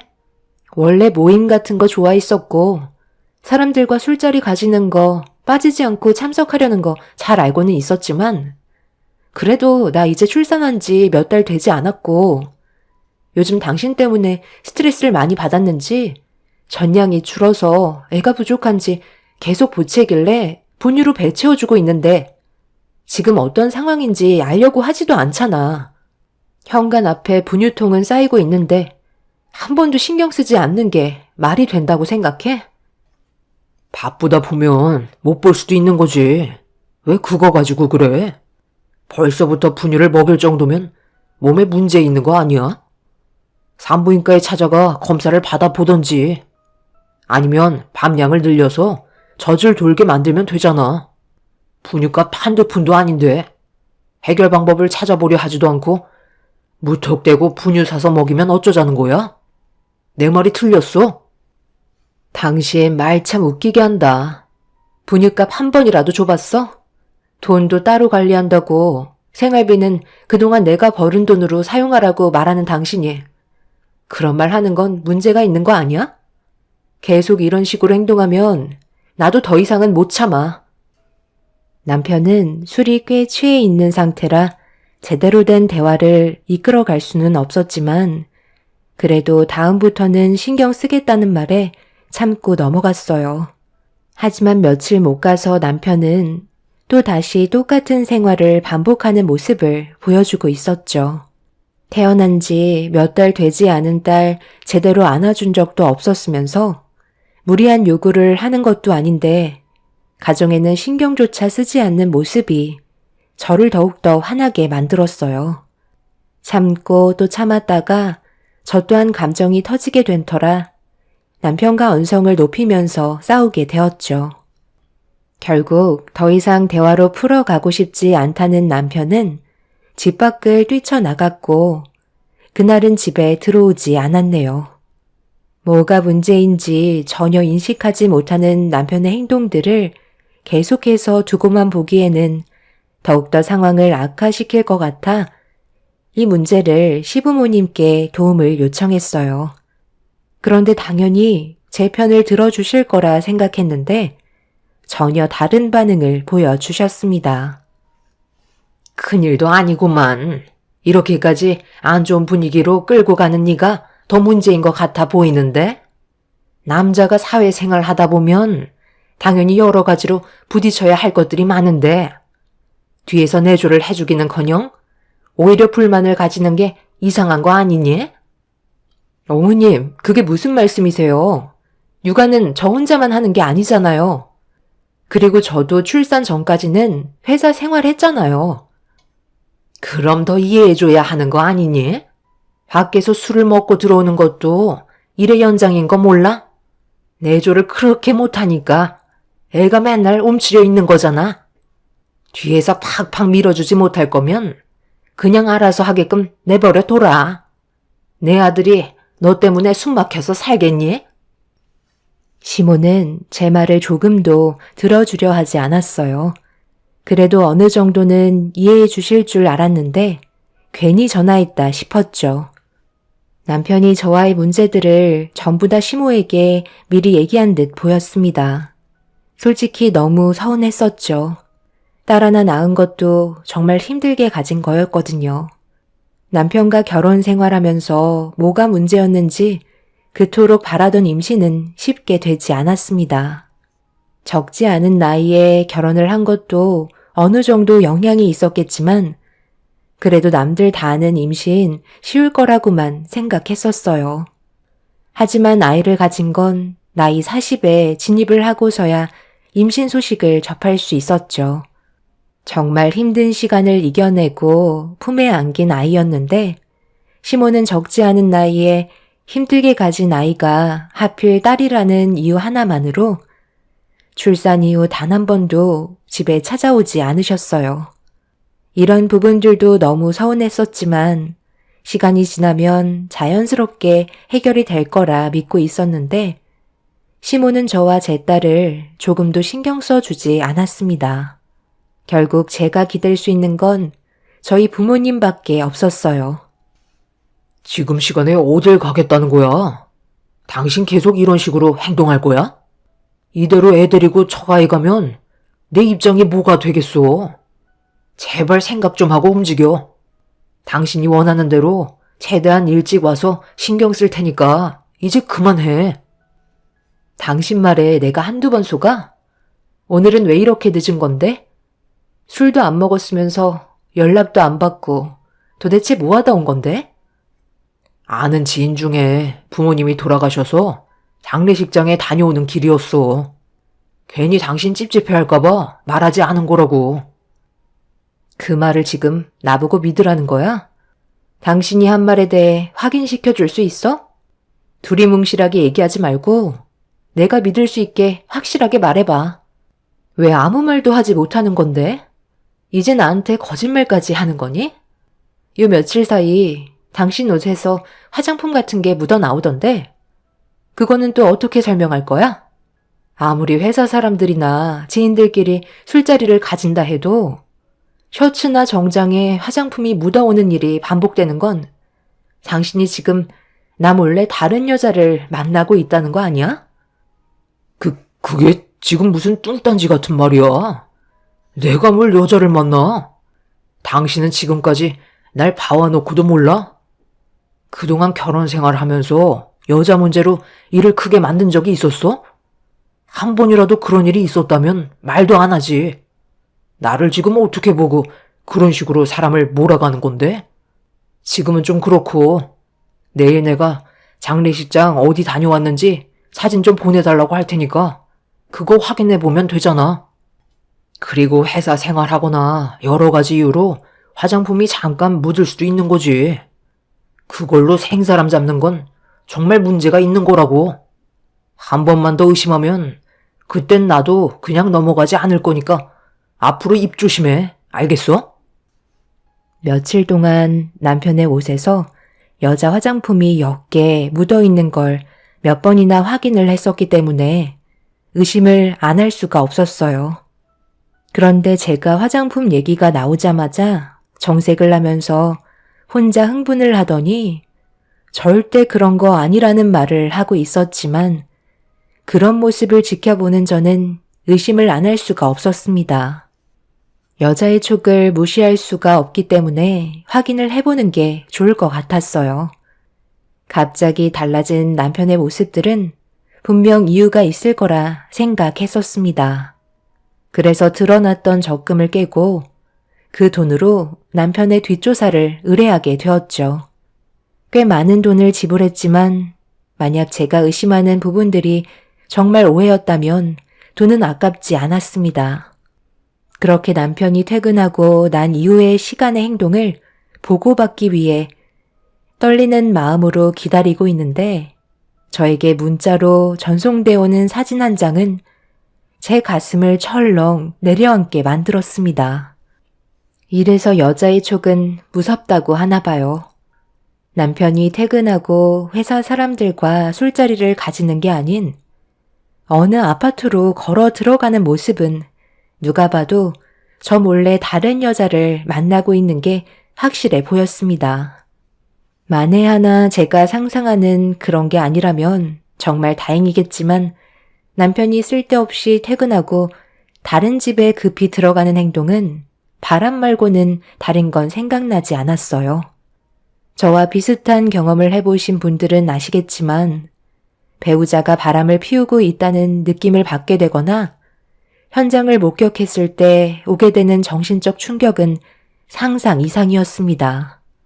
더군다나 이제 태어난 지 얼마 되지 않은 자기 딸도 있는데 그런 행동을 한다는 건 정말 받아들이기가 힘들었어요. 그런데 몇 시간 뒤 보내온 또 다른 사진 한 장은 저를 더 경악하게 만들었죠. 들어갈 땐 남편 혼자였는데 나올 때는 남편과 시모가 함께 걸어 나오고 있었습니다. 남편이 혼자 들어갈 때는 분명 바람이라고 생각했었는데 나올 때는 시모와 같이 걸어 나오길래 제가 오해했나 싶었어요. 한참 동안 전송되어 오는 사진을 유심히 바라보고 있던 그때 뒤이어 보내온 사진은 저를 오열하게 만들었습니다.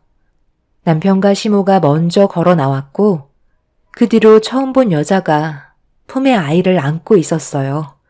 그리고 계속해서 전송되어 오는 사진들과 영상들은 누가 봐도 남편이 저 말고 다른 여자와 이중 생활을 하고 있었다는 걸 알 수 있었습니다. 저 몰래 아이까지 낳았다는 건 이미 제가 딸을 출산했을 때 비슷한 시기에 다른 여자를 만나고 있었다는 걸 알 수 있었습니다.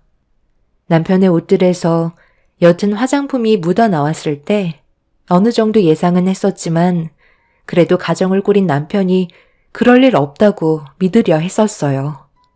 하지만 마지막으로 전송이 된 사진 한 장은 제 속을 전부 다 뒤집어 버렸죠. 상간녀와 남편이 헤어지기 위해 잠깐 포옹을 하고 입을 맞추는 장면이 사진 속에 담겨 있었습니다. 믿었던 사람에게 받은 상처는 저에게 너무나 큰 아픔을 안겨주었네요.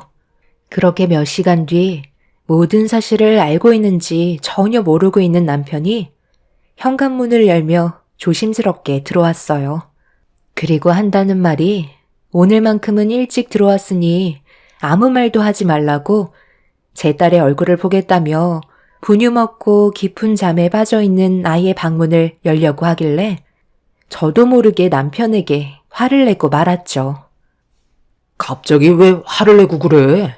당신이 하도 난리를 쳐서 일찍 들어왔잖아. 오늘 회의가 좀 늦어져서 늦게 퇴근했는데 바로 집으로 달려온 거라고. 요 근처가 퇴근 시간 되면 차가 많이 막히는 건 당신도 잘 알고 있잖아. 노력하는 모습 보여주려 하는데 이제 그만 좀 해라. 나도 회사 생활하는 거 얼마나 힘든지 알아?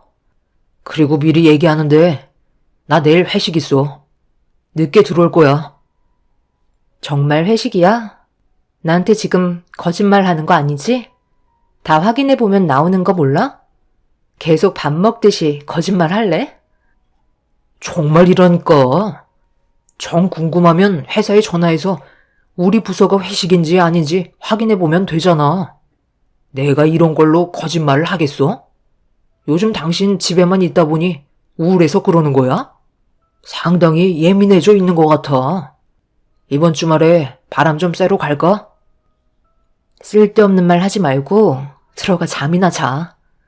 그리고 당신 나한테 숨기는 거 조금 더 없어? 모든 것들이 정말 떳떳하냐고 묻는 거야. 내 가슴에 손을 얹고 맹세할게. 숨기는 거 조금도 없고 나는 당신한테 모든 것들이 전부 다 떳떳하다고 말할 수 있어. 뭐 잘못 먹은 거 아니지? 하루 이틀 얼굴 보는 것도 아닌데 요즘 들어 당신 행동이 오히려 나는 더 걱정이 되는데? 끝까지 거짓말하는 남편을 보고 저는 더 이상 미련 없이 갈라서기로 마음을 먹게 되었어요. 마지막으로 기회를 줬었는데 남편은 제가 하는 말이 어떤 뜻인지 전혀 이해하지 못하고 있었습니다. 그날 이후 남편을 절대 용서해 주고 싶지가 않아 제가 할 수 있는 선에서 모든 걸 다 동원해 남편을 무너뜨리고 싶었어요. 그렇게 하나하나 이혼을 준비하고 있는데 남편이 상간녀와 따로 만나 대화를 주고받는 장면이 저에게 전송이 되었고 결정적인 증거물을 확보할 수 있었습니다. 내일부터 회사로 출근을 하겠다고? 몸이 전부 다 회복이 된 거야? 안 그래도 어제 장모님께서 하루빨리 당신이랑 합치길 원하고 계셔. 지금 이 상황을 상당히 불안해 하시더라고. 그래서 조만간 정리할 거라고 얘기했으니까 당신도 너무 불안해 하지 마. 우리 엄마가 아들 낳아줘서 고생했다고 이거 장모님이랑 당신 필요한 데 쓰라고 주셨어. 별거 아니니까 부담 갖지 말고 가방에 넣어놔. 육아 스트레스도 좀 풀 겸 백화점 가서 장모님이랑 쇼핑이라도 하던지. 부족하면 언제든 또 말해. 어머, 이게 얼마야? 5천만 원이잖아. 어머님이 정말 이 큰 돈을 주셨단 말이야? 앞으로 아들 하나 더 안겨드려야겠는데. 그리고 회사에서도 내가 입사한 지 얼마 안 돼서 갑자기 이런 일이 생겨서 그런지 좋은 시선을 받지 못하는 것 같더라고. 그래서 일단 회사로 출근하는 게 좋을 것 같아.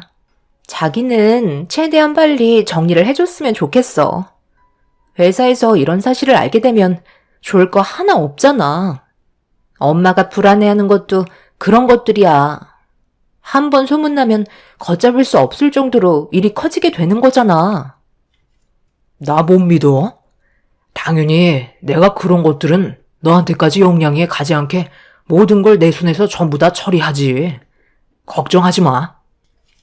남편과 상간녀는 카페에서 단둘이 만나 앞으로의 계획을 세우고 있었습니다. 본처가 두 눈 시퍼렇게 뜨고 지켜보고 있다는 걸 전혀 알지 못하는 두 사람을 절대 용서해주고 싶지 않았어요.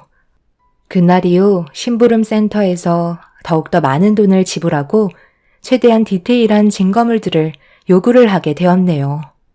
시모는 딸을 낳은 저에게 제대로 된 사랑 한 번 준 적도 없었으면서 상간녀인 젊은 여자한테는 아들을 안겨줬다는 이유 하나만으로 5천만 원을 거침없이 남편을 통해 찔러주는 모습들이 남아있던 전까지 떨어지게 만들었습니다.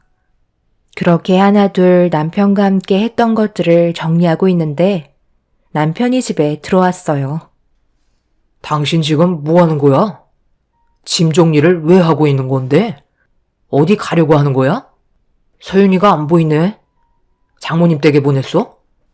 아무래도 부모님의 도움을 받는 게 좋을 것 같아서 이제 모유도 안 나오고 분유로만 먹이고 있는데 언제까지 집에 있을 수는 없잖아. 나도 이제 회사로 복귀해야지. 내일부터 출근하기로 벌써 말 다 해놨어. 여기에 있는 물건들은 부모님께서 사용하셔야 하니까 정리하고 있는 거야. 계속 쉬고 있는 것도 눈치 보이고 요즘 다 이렇게 하잖아? 당신 표정이 왜 그래? 내가 회사 복귀하는 게 싫어? 아니, 싫은 게 아니라 나는 당신 힘들까봐 그러는 거지. 지금 한창 아이 때문에 정신 없을 때인데 좀 더 시간을 두고 움직이는 게 내가 봤을 때 좋을 것 같은데? 그러지 말고 쉴 때 좀 더 쉬는 게 좋지 않겠어? 어차피 육아휴직 아직도 많이 남았잖아. 부모님이 도와주신다고 하셨어. 회사에서도 나를 필요로 하고 있는데 언제까지 쉴 순 없잖아? 이미 결정한 건데 내가 회사에 가면 안 되는 이유라도 있는 거야? 당신 나한테 말 못한 거 있어? 회사에 나 모르게 다른 여자라도 심어놨나 봐? 또 그 얘기야? 나를 뭘로 보고 계속 그런 식으로 의심하면서 몰아가는 건데. 당신 하고 싶은 대로 해. 나는 피곤해서 먼저 들어갈게. 남편의 떨리는 목소리에서 모든 걸 알 수가 있었어요. 분명 급하게 방에 들어간 것도 이런 사실을 상간녀에게 알려주기 위해 들어간 거였겠죠. 어차피 모든 게 밝혀질 텐데 저에게 안 걸리려고 발버둥 치는 모습이 불쌍하기만 했네요. 그런데 작은 방에서 잠 한숨 못 자고 누워있는데 동이 트자마자 남편이 현관문을 열고 밖으로 나가는 소리가 들리더군요. 분명 상간녀가 출근한다고 했으니 함께 가려고 집에까지 마중 나가려고 움직인 거였겠죠. 그리고 제가 출근한다는 말에 최대한 티 안 나게 행동하려고 서로 입을 맞춘 뒤 계획을 세우려는 게 두 눈에 뻔히 보였습니다. 더 이상 실망할 것도 없어서 남편의 행동들에 아무런 감정도 느껴지지 않았어요. 그렇게 회사에 도착해 그동안 밀려있던 일들을 처리하면서 시간을 보내고 있는데 남편은 제가 일하고 있는 부서로 단 한 번도 찾아오지 않더라고요. 그런데 남편과 저와의 사이에 문제가 생겼다는 걸 저희 부서 직원들이 대충 알고 있었는지 제가 회사에 없었던 기간 동안 남편의 행동이 어떠했는지 얘기해주고 있었습니다. 새로운 신입이 남편 밑으로 배정이 되었는데 둘이 상당히 가까워 보였고 화장실 가는 시간 빼고 모든 걸 같이 했었다며 회사에서 누가 봐도 서로 연인 사이 같아 보이는 모습에 저희 직원들도 많이 당황해 했던 걸 알 수 있었네요. 제가 없는 시간 동안 남편은 벌써 새로 들어온 여자와 갈 때까지 간 사이가 되어버렸던 거죠. 직원들도 눈이 있기 때문에 안 보는 척해도 전부 다 똑같이 느끼고 있었습니다. 저도 이미 이런 사실을 알고 있었기 때문에 크게 동요되지 않고 할 일을 하면서 시간을 보내던 도중 볼일을 보려고 잠시 화장실에 들어가려는데 때마침 나오는 상간녀와 눈을 마주치게 되었어요. 그런데 저를 바라보고 있던 시선이 제 속을 부글부글 끓게 만들었어요. 위아래로 훑어보면서 상당히 불편한 시선으로 저를 쳐다본 뒤 자기 부서로 걸어가고 있었습니다.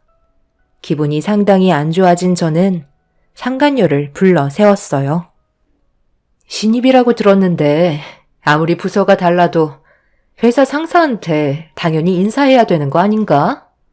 요즘 신입들은 개념을 밥 말아 먹었나? 아, 네, 안녕하세요. 저는 다른 부서와는 별로 입을 섞고 싶지 않아서요. 저희 부서 선배들 챙기는 것도 벅차거든요.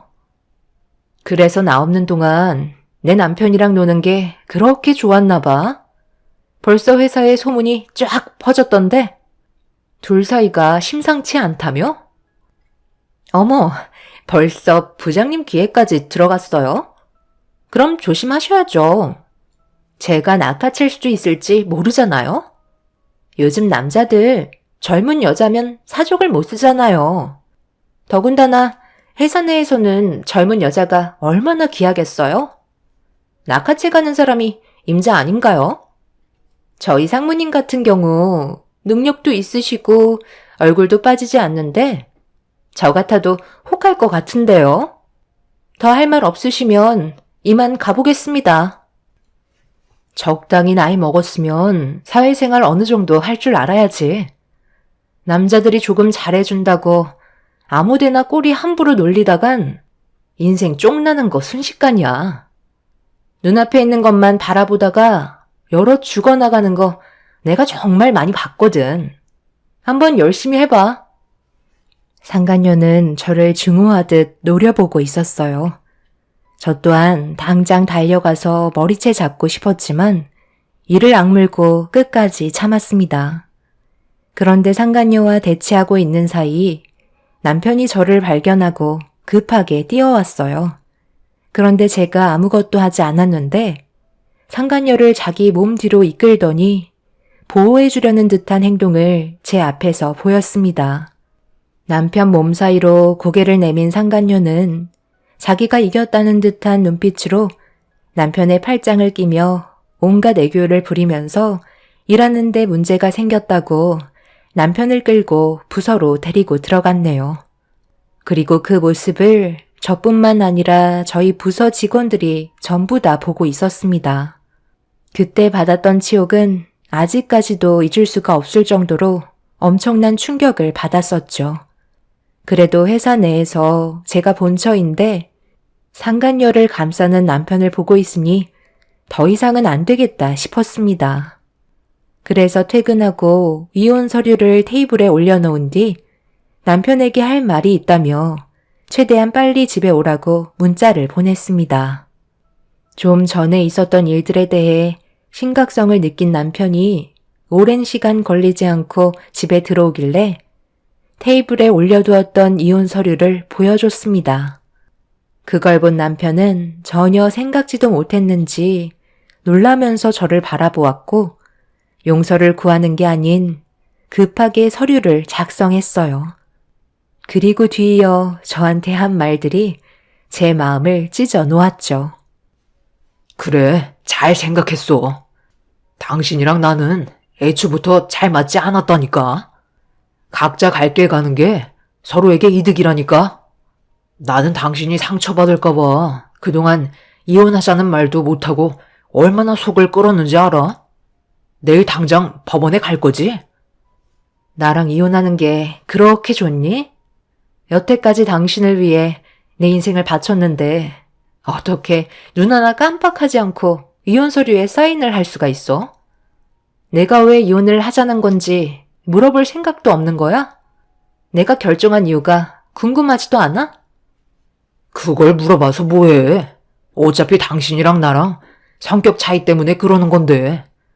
그리고 우리 엄마한테도 사랑도 못 받았잖아.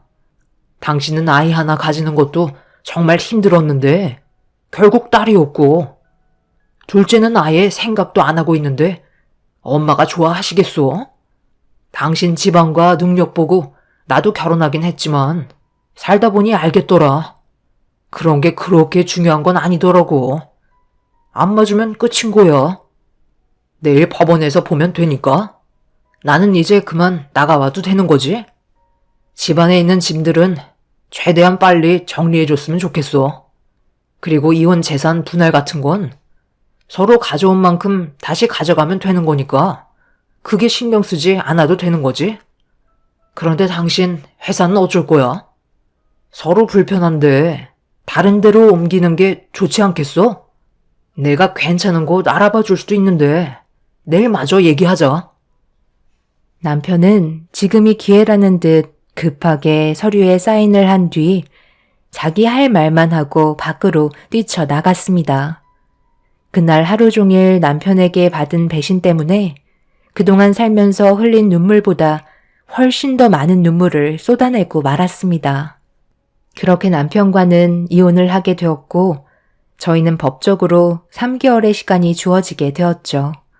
부부로서 함께할 수 있는 마지막 3개월은 저에게 너무 많은 기억들이 스쳐 지나가게 만들었어요. 연인 사이로 만나 서로 행복하게 살기 위해서 결혼을 약속하고 그토록 바라던 아이를 가진 뒤 앞으로 좋은 날들만 눈앞에 펼쳐질 거라 생각했는데 모든 것들이 전부 물거품이 되어버리고 말았습니다. 남편은 이미 저와 딸을 버리고 다른 여자와 아이의 아빠로 남아버렸고 그렇게 각자의 인생을 살아가기 위해 다시 회사로 돌아왔습니다. 그리고 그날은 임원 인사 명단의 진급날이 발표되는 날이었죠. 남편과 제가 회사에 도착했을 때 이미 많은 직원들이 저희를 보며 술렁이기 시작했어요. 게시판에 붙어있는 임원 인사 명단을 확인하기 위해 달려간 남편은 얼굴이 사색이 되었고 말도 안 된다는 듯 저를 바라보고 있었습니다. 정작 진급을 해야 할 남편의 명단은 빠져 있었고 제 이름이 올라가 있었죠. 저는 모든 걸 미리 전부 다 알고 있었습니다. 저에게 가까이 온 남편이 제가 왜 명단에 올라갔는지 물어보며 이해할 수 없다는 표정을 보이는데 전 직원들 모두의 핸드폰에 회사의 공지사항 알람이 울렸고 직원들이 하나둘 회사 공지사항을 확인하는 순간 남편은 뒷걸음질 치며 경악을 하고 말았습니다. 그동안 남편이 상간녀와 만나고 있던 사진들과 녹음 내용들이 전부 다 공개가 되었기 때문이죠. 그리고 뒤이어 저희 회사 대표님께서 남편을 보며 걸어오셨네요. 이상무, 이게 어찌 된 일인가? 이상무는 이제 우리 회사 직원이 아닐세. 어떻게 이런 끔찍한 일을 저지르고도 아무렇지 않게 회사 생활을 할 수가 있는 거지? 그동안 이상무가 우리 회사에 얼마나 많은 공을 들였는지 누구보다 내가 잘 알고 있지만 그건 오늘로써 진급하게 된 김 이사도 마찬가지 아닌가? 그리고 우리 회사에 이상무보다 김 이사가 더 많은 실적을 쌓아 올린 건 전부 다 인정하고 있지? 이 일로 인해 우리 회사에 엄청나게 큰 타격을 입게 된 거 모르나? 이상무를 믿고 거래하겠다던 투자자들이 이런 민낯을 보고 전부 다 등을 돌렸고 그에 따른 막대한 손해를 입게 되었네. 법적으로 이상무에게 그동안의 노력들이 전부 다 물거품이 되었으니 그에 따른 손해배상이 들어갈 걸세. 그럼 이 시간 이후로 저 최사원과 함께 회사에서 그만 나가주게나. 대표님, 제가 전부 다 바로잡을 수 있다고요. 거래처 분들과 다시 한번 만나게 해주세요. 이대로 저를 내치시면 정말 후회하신다는 거 몰라요? 여기 회사 말고도 저 스카우트 하겠다고 연락 오는 거 잘 알고 계시죠? 이런저를 내치신다고요? 내가 그래서 이상무가 앞으로 이쪽 계통에서 발도 못 붙이게 전부 손을 써놨네. 지방 쪽이야 일자리를 구할 수 있겠지만 자네가 들어가려는 회사는 이미 나와 오랜 기간 함께 해온 동업계 파트너라는 거 모르나? 그쪽 대표들과 함께 알고 지낸 지 30년이 넘었는데 내가 중요하겠나? 자네 같은 쓰레기가 중요하겠나? 자네의 스펙 정도는 대한민국 천지에 널려 있네. 대충 알아먹었으면 그만 나가보게. 남편은 절대 나갈 수 없다며 그 자리에서 무릎을 꿇었어요. 그만큼 회사에 대한 애정을 누구보다 많이 쏟았기 때문에 눈앞에 펼쳐진 상황들은 남편에게 충격을 안겨주었죠. 그리고 남편 옆에 상간녀도 똑같이 무릎을 꿇고 대표님에게 용서를 구했지만 이미 엎질러진 물은 주워 담을 수 없었죠. 그리고 저 또한 남편을 상대로 이혼 위자료와 함께 상간녀 소송을 진행했고 두 집안은 난리가 나고 말았습니다. 저한테도 위자료를 줘야 하지만 문제는 대표님이 남편과 상간녀에게 회사의 손해에 대한 막대한 금액을 손해배상 청구를 하면서 그동안 쌓아왔던 것들이 한순간에 무너질 위기에 처하게 되었죠. 남편이 힘들게 영업을 해서 연결하게 된 투자자들이 남편의 행동을 보고 회사에 대한 이미지와 내부에서 일어나는 문제들로 인해 믿고 투자할 수 없다며 등을 돌려버린 건 상당히 큰 문제였어요. 그만큼 저희 회사 측에서도 그동안 쏟아부었던 시간들과 금전적인 부분들이 상당하기 때문에 남편은 감당하기 힘들 만큼 상황은 악화가 되었죠. 그렇게 저는 3개월의 숙려 기간이 끝나고 완전한 남이 되었습니다. 눈앞에 있던 남편과 상간녀의 머리채를 잡고 싶었지만 그 사람들과 똑같은 수준이 되고 싶지 않았습니다. 하지만 저희 집에까지 찾아온 시댁과 상간녀의 집안은 선을 넘어 사람이 해선 안 될 행동을 저질렀고 그로 인해 충격적인 결과가 눈앞에 펼쳐지고 말았네요. 곱게 너 혼자 갈 것이지. 내 아들과 새아가를 잘 다니고 있던 회사에서 내쫓은 것도 모자라 엄청난 금액의 손해배상까지 떠안게 만들어? 네가 그러고도 무사할 줄 알았니? 당장 가서 너희 회사 대표에게 한 번만 기회를 달라고 설득시켜라. 위자료까지 받았으면 된 거 아니야? 우리 집안 망하는 걸 그렇게 보고 싶은 거니? 내 아들도 그동안 너한테 했던 행동들에 대해 충분히 잘못을 뉘우치고 있으니까 이번 일만 조용히 넘어가게 네가 잘 좀 얘기해 주래도. 그 정도는 할 수 있잖아. 그래도 나는 당신이랑 좋았던 날들을 잊지 않았는데 당신은 어떻게 이렇게까지 밀정할 수가 있는 거야? 저한테 찾아와 봤자 소용없어요. 이제 와서 뭐 어쩌자는 건데요? 당신들이 저지른 일에 대해 그만한 대가를 치르는 건데 용서를 해달라고요? 본인들이 직접 가서 손이 발이 되도록 싹싹 비르세요. 회사에서 쫓겨나서 손해배상 떠하는 건 두렵고 저한테 그동안 했던 행동들에 대해서는 아무렇지도 않나요? 더 이상 상대하고 싶지 않으니까 그만 돌아가세요. 저는 당신들처럼 하찮은 인간이 아니기 때문에 많이 참고 있는 거라고요. 한 번만 더 우리 집에 찾아오는 날에는 그땐 저도 그냥 넘어가지 않아요. 여자 구실을 못하니까 버림받은 걸 가지고 지금 누구한테 소리를 지르는 거야? 오늘 끝까지 가보자고. 상간녀는 자신이 회사에서 퇴사를 당하면서 수많은 직원들에게 받은 치욕에 화가 많이 났는지 갑자기 제 머리채를 잡아 흔들었어요. 저도 결국 참았던 분노를 터뜨리게 되었고 양가 집안은 난리가 나고 말았죠.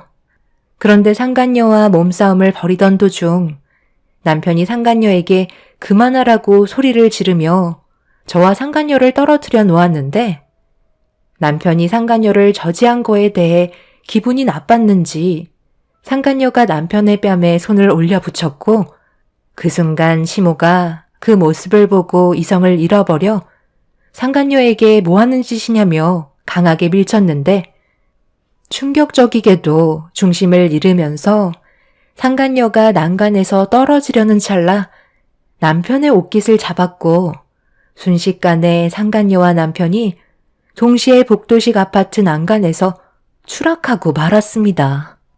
복도에서 시댁 사람들과 상간녀 집안 사람들까지 우르르 몰려와 있었기 때문에 비좁은 틈에 워낙 순식간에 벌어진 일이라 아무도 손을 쓸 수가 없었고 두 사람 다 깨어나지 못하고 있었죠.